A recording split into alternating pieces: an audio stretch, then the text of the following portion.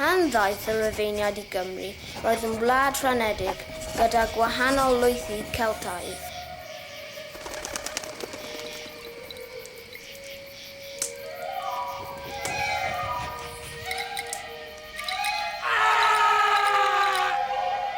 Bydd Celtaidd yn byw yng Nghymru am filoedd o flynyddoedd, ac mae y dylanwad yn dal i'w weld yng Nghymru heddiw.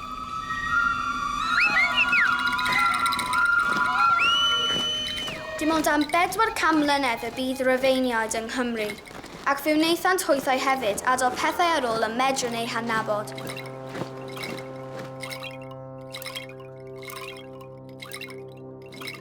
Daeth milwyr o bob rhan o'r ymerodraeth Rhufeinig i ymladd y Celtiaid ac adeiladu gair yn Isca.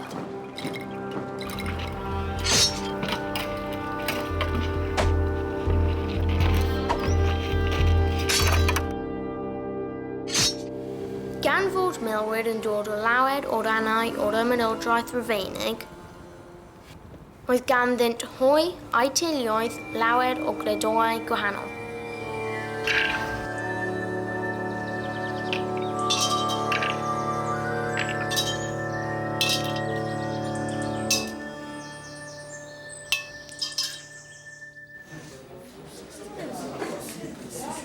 Okay, boys, quiet please. Pay attention, sit up straight. In today's lesson, I'm going to be giving you a word, and then you're going to be writing that word in this tablet. Today's word is ponds. P-O-N-S. Does anyone by any chance know the meaning of ponds? Yes? Bridge. Well done. Now, please write that word into your tablet.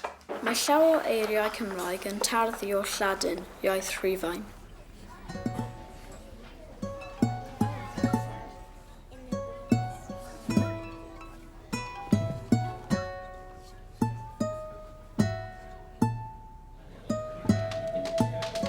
Bu Rhufeiniaid yn gweithio'n galed, ond roeddent yn hoffi ymlacio yn y baddonau yn Isca. Roedd Rhufeiniaid weithiau'n colli pethau gwerthfawr yn y baddonau a deithpwyd o hyd iddynt yn y dreiniau. Roedd status yn bwysig i Rhufeiniaid ac roedd gan pawb ei lle mewn bywyd ac mewn marwolaeth. Fi oedd Lorenius, cefais fywyd hir a llewyrchus gyda llawer o gaeth weision a roedden yn gyfoethog iawn.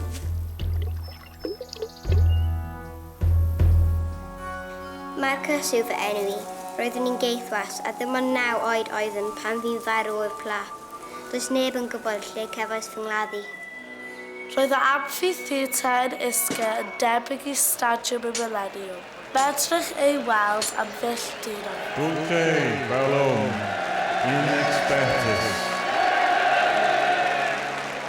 Felly erbyn i'r Rhufeiniaid adael Cymru, roedd y tirlun ar bobl wedi newid mewn ffyrdd y medrwn ddal ei gweld heddiw.